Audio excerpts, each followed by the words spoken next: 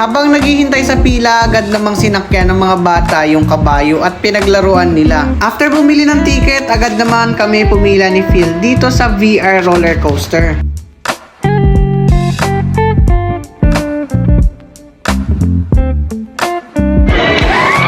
Is it good? Yeah. That was good, bro. Next is Vikings. After naman namin mag-VR, sumakay naman yung mga bata dun sa maliit na Vikings.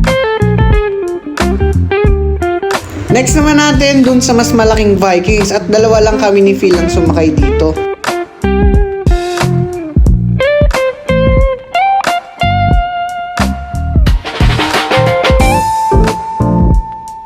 After mag-Vikings, sumakay naman yung dalawang bata sa Flying Fiesta na maliit. Next ride naman natin, sakyan naman natin yung roller coaster nila rito. Already soon.